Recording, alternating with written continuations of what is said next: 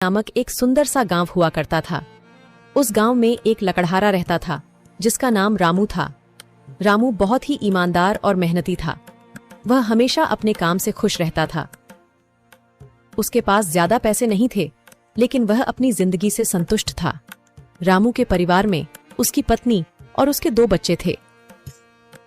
रामू सेठ लालचंद के यहाँ लकड़ी काटने का काम करता था और लकड़ी काटने के बदले में सेठ लालचंद रामू को पैसे देता था, जिससे रामू और उसके परिवार का जीवन व्यापन होता था।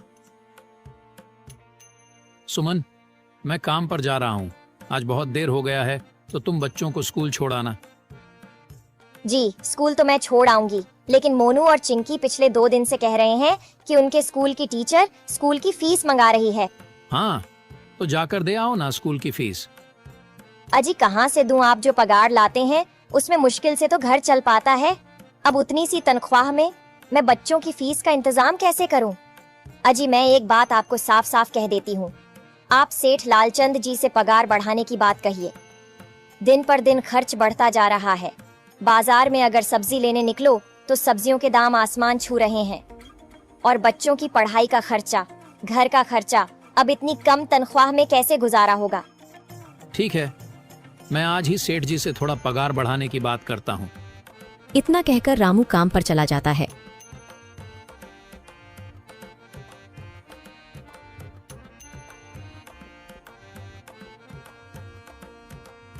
अरे भाई, आज तो पगार का दिन है। देखो, अब यह सेठ लालचंद कोई ना कोई लोचा जरूर करेगा। हमेशा कोई ना कोई बहाना बनाकर पगार कम कर देता है। और अगली बार तो मेरी आधी पगार काट ली थी, यह कहकर कि जो मैंने लालचंद जी से 200 रुपए उधार लिए थे, उसका ब्याज बढ़कर 1000 रुपए हो गया है। इसलिए मैं तुम्हारी पगार में से 1000 रुपए काट रहा हूँ। हाँ हरिया भाई, तुम एकदम ठीक कह रहे हो। ये सेठ लालचंद ना एक नंबर का चालाक और लालची इंसान है। एक तो दुगुना काम ले लेता है और बदले में पैसे भी पूरे नहीं देता। हाँ भाई, मेरे भी अगली बार सेठ लालचंद ने पगार काट लिए थे। मैंने बस 2 छुट्टी ली थी जब मेरी बिटिया बहुत बीमार थी, और इस लालचंद ने इस बात का फायदा उठाकर मेरी पूरी आधी पगार काट ली। हे भगवान, बस सेठ जी इस बार मेरी पूरी पगार दे दें। बच्चों के स्कूल की फीस भी भरनी है। ऐसे सभी लकड़हारे अपने काम पर लग जाते हैं। काम करने के बाद सेठ लालचंद के पास जाते हैं। सेठ जी, महीना पूरा हो गया है, हमें हमारी तनख्वाह दे दीजिए।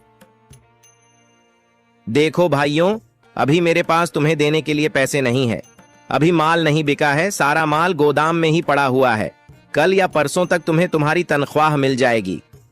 पर सेठ जी, अभी हमारे पास बिल्कुल पैसे नहीं बचे हैं। घर का भी सामान लाना है, बच्चों की फीस भरनी है। अरे मैंने कहा तो सही, 1-2 दिन और रुक जाओ, कल या परसों तक पैसे मिल जाएंगे। अभी मेरे पास पैसे नहीं है। सभी लकड़हारे निराश मन से अपने अपने घर आ जाते हैं। अजी क्या हुआ? इस बार कितना पगार मिला है? सुमन, अभी कोई पगार नहीं मिला। सेठ जी ने कहा है कि 1-2 दिन में पगार मिल जाएगा। पगार नहीं मिला? आपको तो पता है ना, बच्चों की फीस भरनी है। इनकी स्कूल टीचर ने आज साफ साफ चेतावनी दे दी है कि अगर कल फीस नहीं लाई तो बच्चों को घर पर ही बिठा लेना। अब बताओ मैं क्या करूं? मैं क्या करूं सुमन, यह सेठ जी समय पर कभी पैसे देते ही नहीं है। अब तो बस हम इंतजार के सिवा और कुछ नहीं कर सकते। 1-2 दिन की बात है, देख लेते हैं। ऐसे ही 2 दिन गुजर जाते हैं।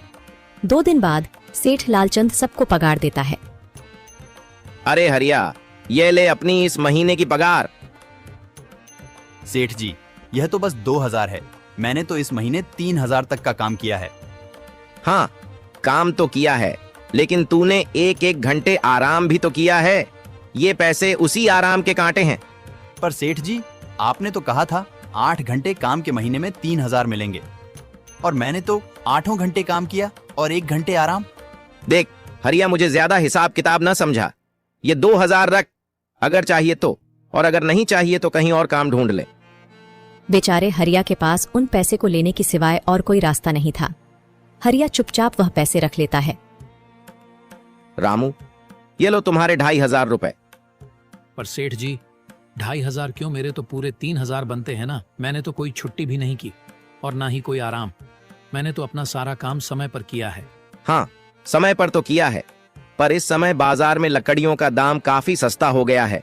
इस वजह से अभी तुम्हें भी पगार कम ही मिलेगी जब तक लकड़ियों का दाम नहीं बढ़ता। पर सेठ जी, बात तो 3,000 की हुई थी ना, अब 2,500 में मैं कैसे घर चलाऊंगा? बच्चों की स्कूल की फीस भी भरनी है सेठ जी। इस बार आप पूरे पैसे दे दीजिए। 2,500 ही मिलेंगे तुझे। यहाँ काम करना है तो कर, वरना कहीं और काम ढूंढ ले। बेचारे हरिया के पास उन पैसे को लेने की सिवाय और कोई रास्ता नहीं था।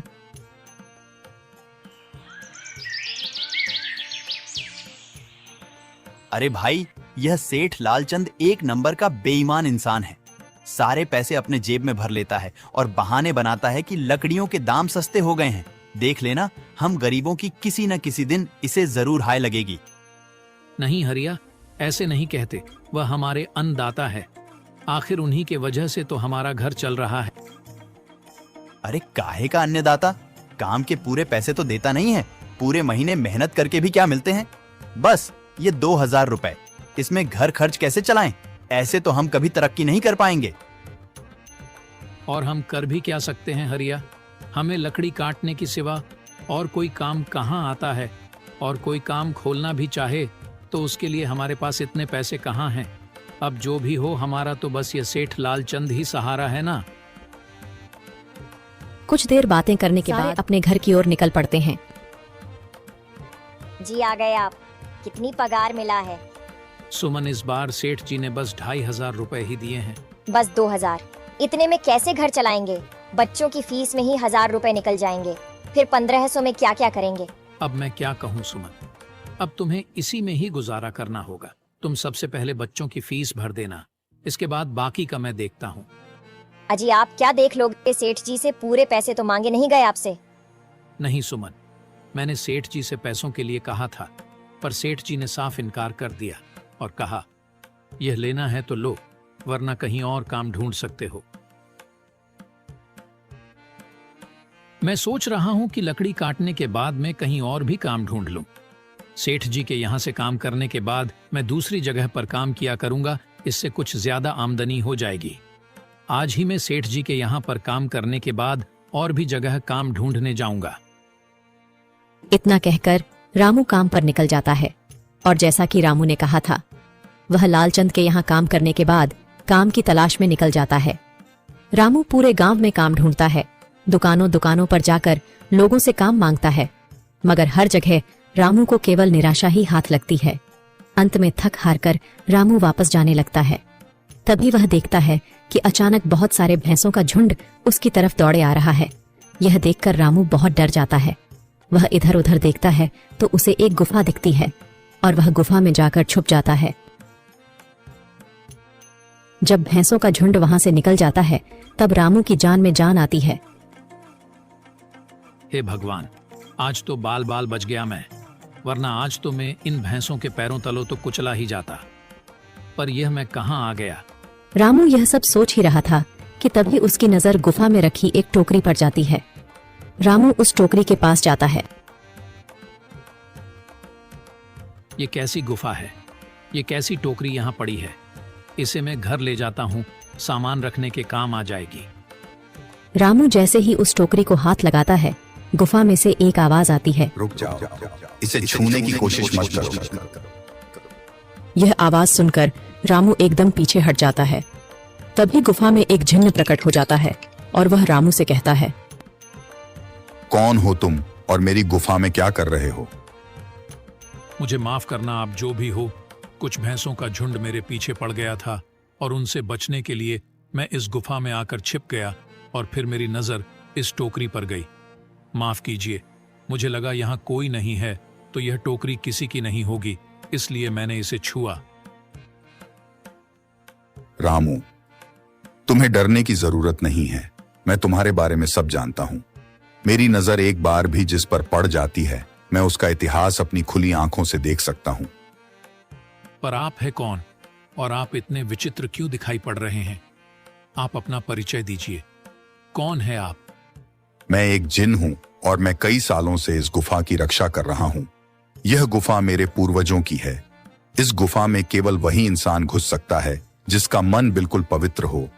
अगर तुम अपवित्र होते तो तुम इस गुफा में कभी नहीं घुस पाते। तुम एक सच्चे इंसान हो, इसलिए तुम इस गुफा में घुस पाए और इस टोकरी को छू पाए।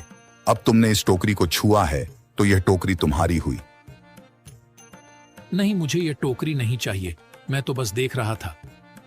डरो मत रामू, तुम ये टोकरी ले जाओ। ये कोई साधारण टोकरी नहीं है, बल्कि यह जादुई टोकरी है। जादुई टोकरी?